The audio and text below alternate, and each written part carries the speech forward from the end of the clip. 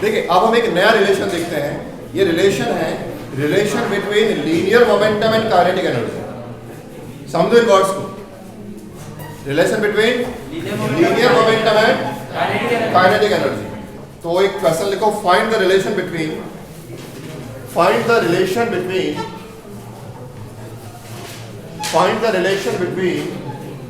Linear momentum and kinetic energy. Linear momentum and kinetic energy. Linear momentum and kinetic energy. Next line say, we know that linear momentum P equals to mv. Linear momentum P equals to mv. It means V equals to P by M.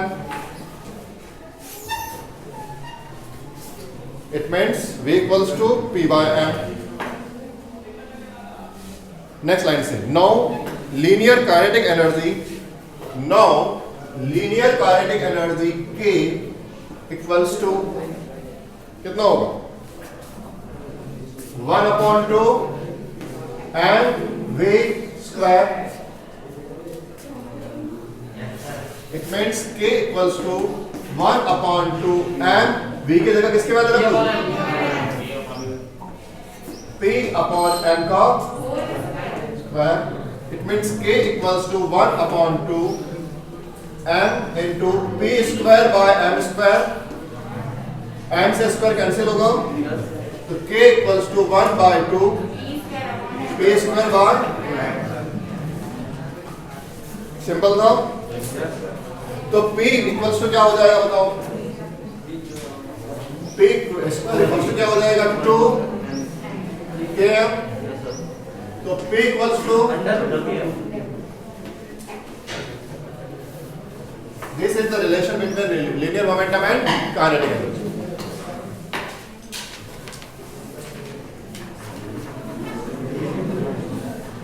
Is it clear?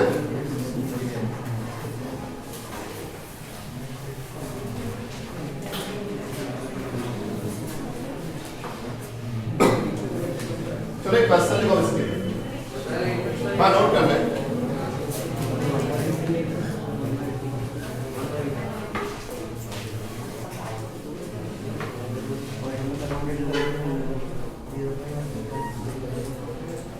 ये relation को हमेशा ध्यान में रखना बहुत जगह काम है. P equals to root K आ गया M K. हाँ under root K.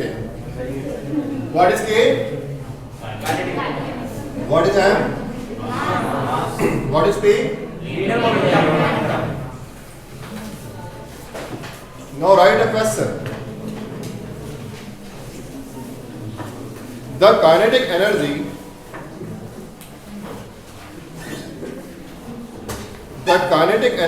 of a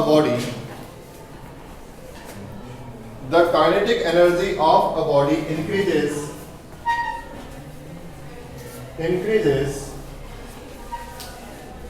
by 300%. Increases by 300%. Then increase of its linear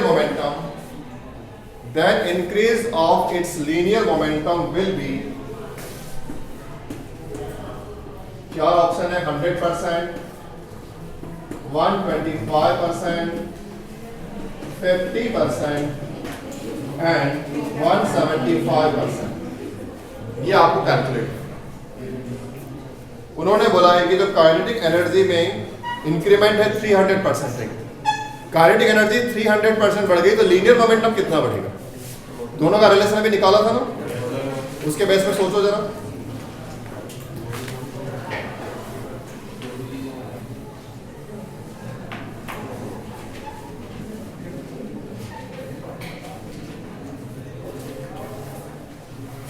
सबसे पहले काइनेटिक एनर्जी जो बाद में थी और काइनेटिक एनर्जी जो पहले थी, इसके बीच में क्वेश्चन का रिलेशन क्या है?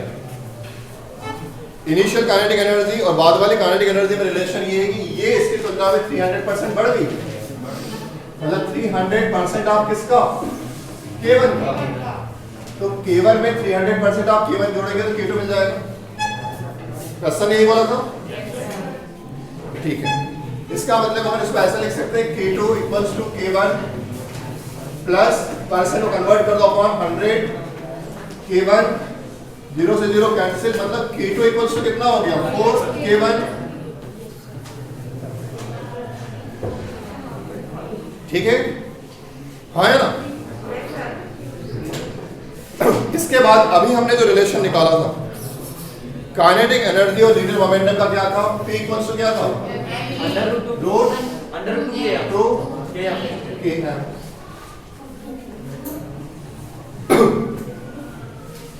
ठीक है, इसको सॉल्व करते हैं। एक से साबित हो रही है यहाँ पे कि जो P है linear momentum is proportional to K होता है। प्रोपोर्शनल है कि इनवर्सली प्रोपोर्शनल है? प्रोपोर्शनल है, 1/, थोड़ी लिखा हुआ है, ठीक है। तो अगर दो लीनियर मोमेंटम है तो ऐसे लिख सकता हूँ P2 upon P1 equals to K2 upon K1।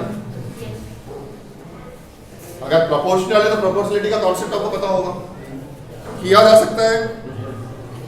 लेकिन ध्यान रखो ये जो प्रोपोर्शनल है के नहीं है, किसके के है, रूट के। यहां रूट लगा लो बैलेंस 9। आपने K2 की वैल्यू निकाला हुआ है, कितनी है 4K। तो मैं ये लिख दूं P2 upon P1 equals to 4 K1 upon K1, K1 से K1 कैंसिल, तो P2 अपॉन P1 कितना हो जाएगा 2, नहीं होगा। सभी को समझ में आया? ये तो हमने रेशियो निकाल लिया लीनियर मोमेंटम दोनों कंडीशन में। इसको आप परसेंटेज में कन्वर्ट कर दो।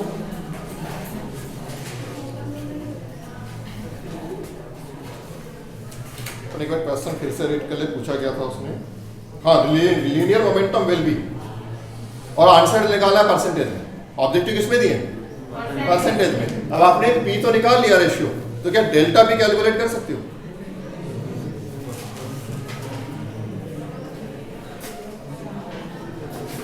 यहां तक नोट किया सबने?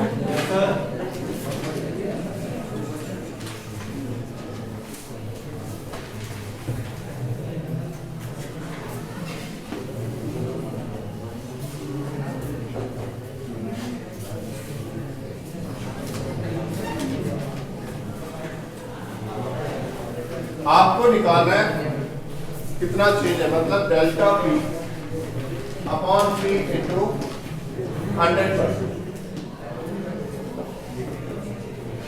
इसका मतलब क्या होगा, change in momentum upon initial momentum into 100%। तो चेंज इन मोमेंटम क्या कहलाएगा, P2 minus P1 upon P1 into 100%।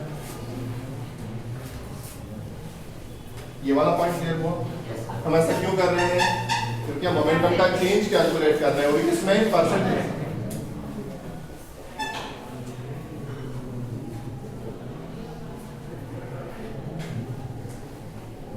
हमारे पास वैल्यू किसकी, P2 अपॉन P1 की ना, इसको पर ऐसा लिख देता हूं P2 upon P1 minus P1 upon P1 into 100%। कोई तकलीफ? इस केस में P2 अपॉन P1 कितना है 2, ये कैंसिल हो गया, कैंसिल हो गया, पूरे में कितना आ जाएगा बोलो, 2 माइनस 1 हो जाएगा ना। अरे बेटा तकिया वैल्यू कितने बचे,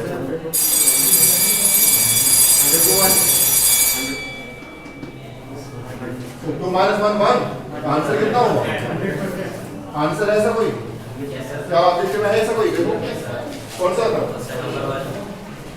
लीनियर मोमेंटम में कितना लॉस हो जाएगा 100%।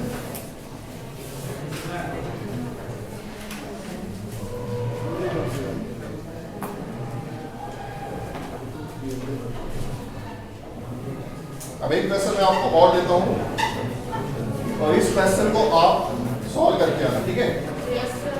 एक क्वेश्चन आपको दे रहा हूं बहुत फिर अपन इस पे डिस्कशन करेंगे आफ्टरनून। आज आफ्टरनून का कंफर्म नहीं है, क्लासेस हो भी सकती नहीं हो सकती, मेरी क्लास अगर आया तो ये वाला नोट लेंगे, ठीक है। If linear momentum of any body,